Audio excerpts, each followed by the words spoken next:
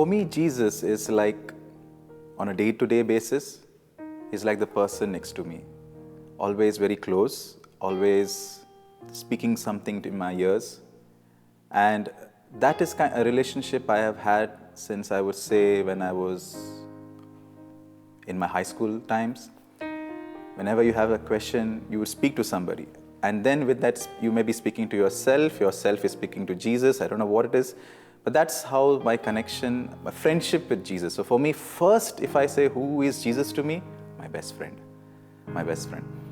But yes, I have, with that friend, experienced at many times his awesomeness, his greatness, and the kind of, infiniteness that is there in him, that you can't express in words. And there have been those moments also that I have understood that in this world, people can betray you, people are weak, they can not stay with you all the time, but your God, your Lord, He will never leave you. I do remember being in Doha, Qatar, where because of the strict rules over there, we didn't have a church of our own there. And there was no regular prayers as such. Yes, in 1983, I remember when my dad was struggling for a job, that was a time when the family as such came very close to the daily rosary prayer, and Mama Mary really helped us. But it was a time when I took my first Holy Communion and I came back to Doha, Qatar, where my parents were. We were studying there, my parents were working. One day a guest priest had come, and in a house they had a mass. And the British priest, or the Irish priest actually, said that those who want to have confessions after Mass, I'm ready, so I'll be staying back. So my dad looked at me and said, son, why don't you go for a confession? And I've had my last confession a year back. I was just 9 years old, I think so. I looked at my dad, went close to him, said, how do you begin a confession? My dad was stunned. He was saying, and that day in the car, he told me. I was thinking whether we should go back to India or not. But now I know we have to go back to India. So that was the time he made a decision that he's going to send us back to India, to our hometown Mangalore, where we would get our regular catechism, our regular faith would be enriched. And that was a turning point in my life. When I went for my regular catechism in my Milagres parish, for me everything was new. I didn't know anything. If I remember in my classroom, when I was in my school in Doha, my good friend, he's a Muslim, he just came from a Quran class and he just told me, you Christians are liars. Suddenly my best friend telling me, what happened? What did I tell to you? No, you say that Jesus Christ is the Son of God. How can God get married? Who is his wife? And an 8-year-old boy had no answer. He said, I also believed him. He said, yeah, how can God get married? Who is his wife? I believed him. But I didn't know my faith. But coming back to my hometown, Mangalore, and the regular catechism was so good. I was like, like a dry bone, they say, a dry bone that was ready to absorb. And I was put at the right place. I engrossed everything that was around me. From my early catechism classes, a year later, I was coming first always in catechism. So I was like absorbing everything, but I was not just absorbing everything, I was learning many things from my parents. My dad, though he had this good faith in him, there was this dark side about him, coming from a very poverty-stricken background and all. He had problem with his anger, temperamental, and I have memories where he physically abused my mom. But my mom stood with him, and I have seen that in my mom, that she didn't give up on my dad, because there was the other good side of my dad. And it took maybe 20 years for my dad to change, but he did change. I remember the last 6 years of his life was wonderful.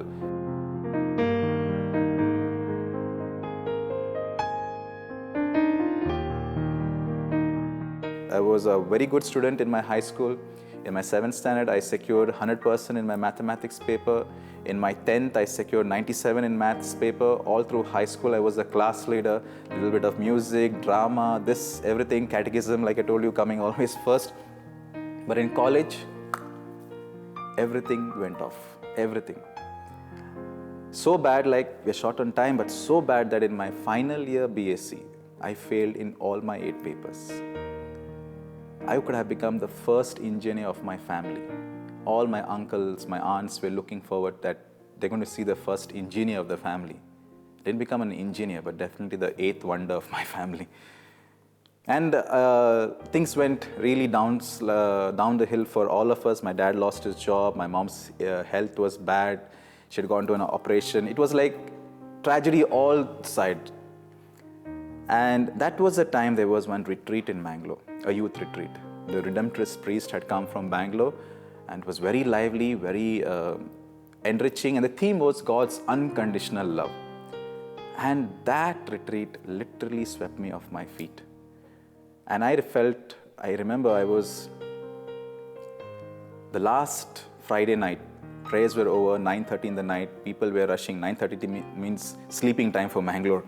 Okay, lights were off and everything. The children over there, nearly 1,500, they were rushing to meet Father Denver and Father Satish because they were so cute. So the girls wanted to take autographs and all that. But then everyone moved out and I was all alone there in front of the altar in Fatima Retreat Center. I went down on my knees and I cried out to Lord. I said, I know what you mean, unconditional love. I understood that I could be a failure, I could be a sinner, but you will still love me. But I have nothing now. My life is over. I fail in all the subjects. I can't even speak my own language. No Kannada, no Tulu, no my own Konkani. I'm useless in my own hometown. How can I come up? What can I do? I have nothing. In that silence of the pitch dark night, I heard a gentle voice. And this voice said, once more. That's all. I didn't hear anything. I just heard, once more. I don't know what happened. I understood the whole meaning of that, what he's meant, what he said. I felt something in me like a confidence. I remember I went back home. It was almost 11. I didn't wake up my parents, but next morning, 5 o'clock, I woke them up and I said, I'm going to give my exams again. I'm going to clear my papers. I'm going to do one more degree. I'm going to get a diploma in my hand and I'm going to start working. Give me 2 years of time. I had 10 papers to clear. My parents thought like he must be God of a dream or something like that. But they were much worried about me because for 8 months, I was not talking to everyone. I was a very fun-loving person, always cracking jokes and all. But for 8 months, it was like, I was like a statue at home. So they said, okay, don't worry, son, you carry on, we'll support you. I went back to my books, back to studies. People call me a nutcase. They say, what are you good for for the last 6-7 years, you've been studying, you don't have a degree in your hand, you're going to pursue one more degree. But I didn't get distracted with what they said. I know what my God said. Because from the age of 15, every day I was reading the Word of God. And I know what the Word of God has. It has promises. And I know what happened to Joseph. I know what happened to Moses. I know what happened to many people in the Bible. When nobody is there with them, their God is with them. I went.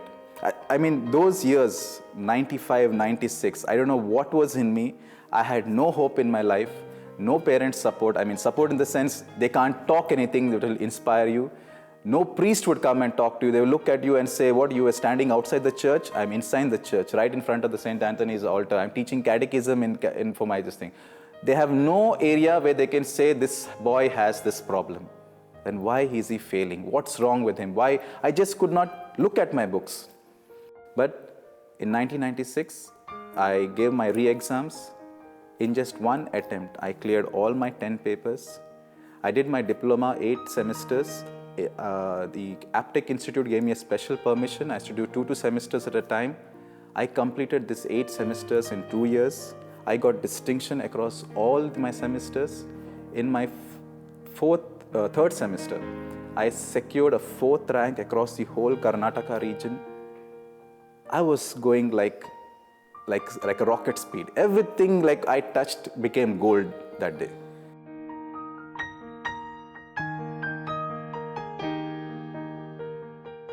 I also met my sweetheart.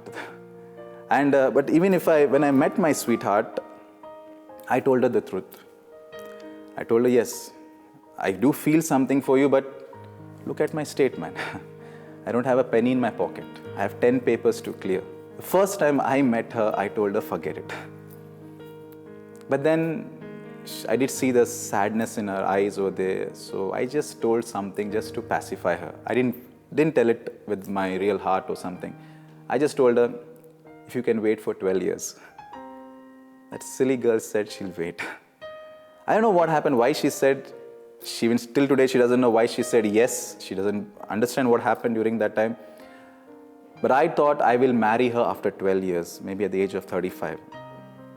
But at the age of 24, I went to Dubai. I got a decent job. At the age of 27, we got married. At the age of 30, we got our first baby. I became an IT manager for 4 countries, UAE, Qatar, Bahrain, Oman. And at the age of 35, 36 or so, I'm returning back to India with my 3 children to come and serve the kingdom of God. My wife, this girl who said, I'll wait for you, that she has that mustard seed kind of faith. I always tell to myself and to people near me that if I've received faith from my mama, it's with my wife that I have used my faith. At the age of 13, when she comes home for lunch during school time, high school time that was, her dad says that, I'm feeling a bit heavy in my chest. Can you do one thing? Can you just finish your lunch and close the door and go back to school? I'll take my rest. She said, Papa, don't worry, you take your rest. I will manage it. But when she comes home in the evening, she gets the news that her dad suffers a massive heart attack and is no more. Late in the evening, when all the family members are there, everyone were asking, what happened to Joseph? How can he die at such a young age? Then one lady actually, she just stands up and she says, who was with him at the last moment? Who heard him the last time? That time, Anita just stands up and says that, yeah, it was me. Papa was speaking to me. He said this, he said that. He said he was feeling heavy in his heart. He wanted to take rest. He said, just finish your lunch and go back to school. That's what I did. So this lady said, you silly girl. You couldn't give your mom one phone call? Your mom is the head nurse of this hospital over here. If your mom had come home, she could have administered an injection or something and your dad would have been here today. These very words at that point of time sunk deep down into this young girl's heart. She started to blame herself, that was her negligence, that her father is no more, and all the misery and tragedy that came in that family, she started to blame herself. It went so deep that when she finished her 12th, she told her mom that I'm not continuing college. What will I do? Everyone calls me Priya, Buddhu and all, so I'm good for nothing. Let me go and work, let me help you. Our elder sister's doing well. She's got 98% in college. I got a silly first class. So let her continue daddy's dream. Let her become a chartered accountant. So basically she wanted to help her mom, help this family. She wanted to financially support this family. And she got a chance after 12th, and somehow she brainwashed her mom and she goes to work. Good thing about going to work was I was there at the same place. Yes, but we got getting ready for marriage, and that's the time when my dad fell very ill and he passed away. Our marriage got postponed, and she used to blame herself because she used to say that as she came to my house, my dad fell ill and she always wanted to be with my dad because she missed her dad. So she's saying whatever she desired, everything has gone away. And she's called herself a jinxed person, a cursed person, and she cannot be a blessing in anybody's life. And she went on ranting certain things like that. But then I said, what are you talking? We are blessed by our parents. She even thought of quitting marriage. I remember that. A year later, we do get married and things are fine. She's with me in Dubai, and after 2 years, she gets pregnant. We are all very happy that there's going to be a baby coming. We're looking forward for the baby. We go on the internet checking the names, buying things and all those stuff. Second month, we also heard the baby's heartbeat, and when she went for her 3rd month checkup, she got the tragic news that it's a miscarriage. And she was shattered. During the daytime, she puts up a brave face and she goes to work and all that, but in the night, when she's all alone, when the lights are off, and she just wakes up and she just starts crying. Can't control her. You give her any word, any prayers, any kind of, nothing is working. And this was not just for 2 or 3 days, 2 or 3 weeks. This was going on for almost 3 months. And I remember one morning I wake up, I don't see her on the bed, was a bit worried. I find her, she's in the bathroom on the floor with a hand hitting the ground over there, and she's crying, she's yelling, she's screaming. And I cry out to Lord. I said, I don't have anything to say. I have no answers for her. Help me, Lord, what to tell her. And then something comes in my heart. I don't know how it is. I was not prepared for it. But then I just wake her up and I just shake her up and I just tell her that I'm going to tell you something. Listen very carefully. I don't know what it is, but I feel God is telling us something. Don't ever say that our baby is dead. Our baby is not dead. Our baby is alive like a little angel in heaven. And today, after 3 months, let us give our baby a name. We'll remember him. We will call him Matthew from the first gospel. And our little Matthew is in heaven. And our little Matthew will pray for us, intercede for us from there. And exactly a year later, we will have a baby boy, and we will call him Mark from the second gospel writer. I don't know why I said all this, because in our diary and laptop, they were all names starting with A. Angela, Arthur, Andrew, Andrea, because my dad's name is Ambrose, my wife's name is Anita.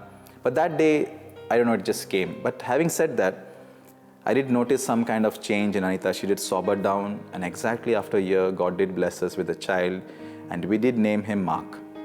And what happened, that incident on that day was, my cousins came to visit us, Walter and Lavina.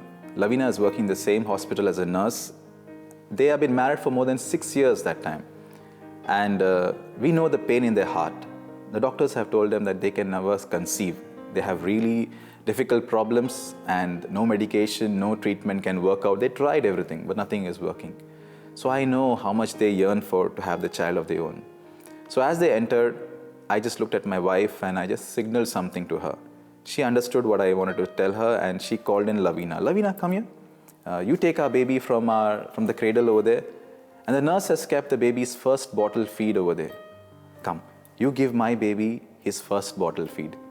Now Lavina, my cousin, she's a typical South Indian Mangalorean lady. She said, "What are you talking, man? Hey, do you know my history? What's up? Like, and this is an auspicious moment. This is your right. You should take it." Anita told her, "You take it, man. Lord has blessed me with a child. Now you enjoy this also. You give him his first feed."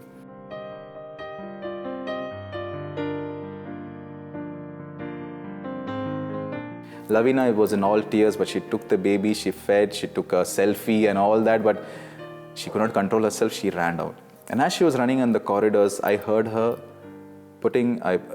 I saw her putting her head on her husband's shoulder, and with tears in her eyes, she says, "Walty, what about us?" So I could feel that pain, and I went to the bathroom, I closed the door, I went on my knees and I cried out to Jesus. I said, "Jesus, in the last 3 years, death has visited our house twice. The untimely death of my father. And last year, our first baby did not see the light of this world. But today, Lord, you have blessed me tremendously. You have given me a son who has come with all the features of my daddy. My son today, he's more than 11 years old, and he looks, he talks, he walks just like my dad." But that day I was praying for my sister. I asked the Lord, "Lord, a mother is yearning to be a mother, Lord. Bless her, forgive her iniquities.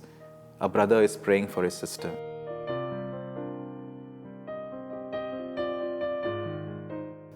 That day was January 16, 2005. The same year, September 19th, my cousin sister Lavina delivers a 7th-month premature baby boy and names him Samuel. Now, I'm not saying that whenever I pray, miracles do happen. No, but I would just want to highlight one point. My wife, all this time she used to say that she's a cursed one, she's good for nothing, her prayers never get answered. But that day, what she did was, she gave her moment, that was feeding her baby the first feed, she gave it to her sister. That was a prayer. God loved it. God is saying, when I am blessing my children and giving them miracles, and they are looking at the pain and suffering of others around them, why will I not do double miracles? And yes, double miracles did happen.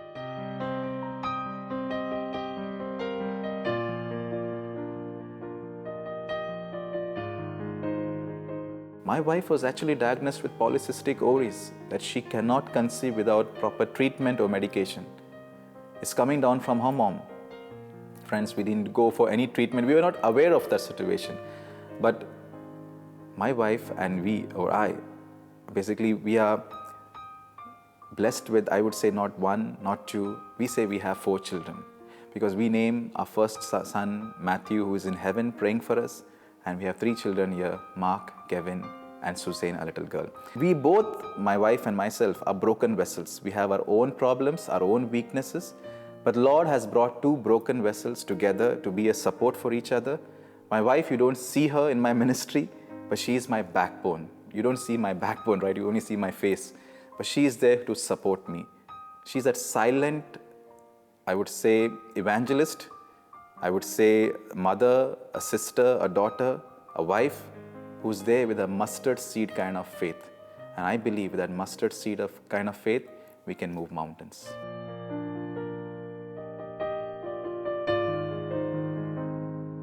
Coming to Divine was totally unplanned. I mean, I really don't have anybody here in Mangalore or in Kerala, and I basically can't even speak my own mother tongue, so I'm really the black sheep of my family as such.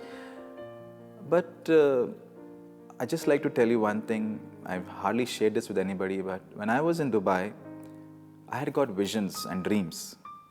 I've seen certain places of Divine which I've never seen in my life. Now, I came to know only when I came here for my Bible college. I wanted to study. If Lord has told me to leave everything and come, I said, without me having good concepts of my Bible. Yes, I have faith. I can counsel somebody, but I know I'm still a baby. So when I came here, when I saw certain places over here, when I saw somebody, some priest also, when I saw them, I said, I have never seen in my life. I saw in my dream. What is all this? I did my course, everything fine, but for 1 year I was struggling. I was thinking I made the greatest mistake in my life by leaving my job. Honestly, I'm telling you, I have also applied twice even after coming back. Even my wife does not know that. There are 2 emails I have sent it. But I know it was just of a spurt of a moment. I was not really into it. It was during the Lent in 2012 when something came into my heart that I wanted to fast. Because I was going through a lot of problems. Even my family also were thinking I made the greatest mistake. And during that 30 days, 40 days as such, I did my fast. I just eat half a meal a day, but always in prayer. And that's the time I said I'll finish my fasting with the Holy Week in Pota. I came here back. And that day, the Holy Week, Monday morning, Father Michael was leading the adoration. And of all the names, Father Michael announced, Oliver, Lord is answering your prayer. Now, I was not sure about what's happening here in Divine. So I asked him, Father, what, you read my name from some booklet or something? He said, no, I was saying prayers and who are you? What's your name? Then I told him my story. I left Dubai just because God gave me a plan for the last 3 years. It is buzzing in my head. I gave into it, but for the last 1 year, nothing has happened. He said, go and meet Father Augustine. Father Augustine gave me a plan. He said, come here for 3 days in a week, but do take your wife's permission. Because he knows, your family should be there with you. My wife at that same time was attending a retreat in Mangalore by Brother Trevor. And she was looking at Brother Trevor and she was seeing what her husband could be. I think so, I don't know. But she was saying, if it can happen to him, why it cannot happen to me, to my husband? And when I met her, I said, Father Augustine asked me, can I come? But she said, you can come, but he told me, take your permission. So what do you have to say? She said, go, try and see. Again, that try and see was very similar to what she said 10 years back when I told her, will you wait for me for 12 years? That same tone, mustard seed kind of faith. And I'm here, brothers and sisters, my friends, in Divine for almost 4 years now. The greatest thing that happened to me in Divine was when Father Michael sent me to Konkani section to give my talk. I hardly can speak a sentence in Konkani. But I went there, studying the words, and I spoke and gave my testimony for 1 hour in Konkani. And when I gave that, I thought, how can I do that? For 36 years, I have hardly spoken and I have done it. And that's been the greatest thing which has happened. Then I thought, there's no looking back. And I didn't step back. I went in every section. I was preaching and I would see miracles.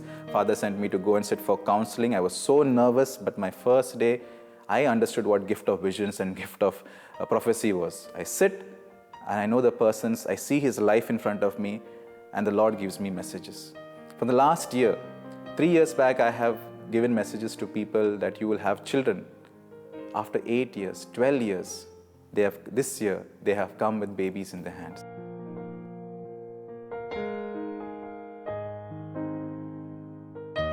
I'm thinking, what is this great miracle? The last year has been a great year for me. The Lord has blessed me. People have come from my own hometown to have a television show. Every morning I give a simple reflection of the Word of God, which I used to do on my WhatsApp or on my Facebook for the last 6-7 years. So what I have understood all through my initial years before coming to Divine and also now continuing Divine is, when you give respect to your seniors and when you understand every person's role in the spiritual arena that you are, which we have learned from the corporate sector in project management, and if you play your part well, if you're faithful in small things, you will be given bigger things to be faithful and to be successful with. And that has been my message. I actually don't desire to do great things. I desire to do small things the nice way. I am satisfied with whatever I have. I am not even worried if my television show tomorrow stops. I am not even worried if tomorrow some people may not like what I say and they say stop preaching. I have to know whether I am doing justice to my Lord, to my calling.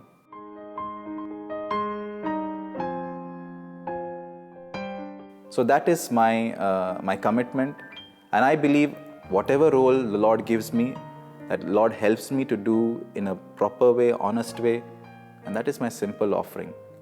And I want to give. My family has sacrificed, we all have sacrificed, but that's not important. 25 years back, I would have been in the dumps. I'm living like a prince actually, because my God sees me like an apple of his eye, and that's more than enough. What I'm doing is a small thank you gift to my Lord, and I hope this message helps you all. God bless you.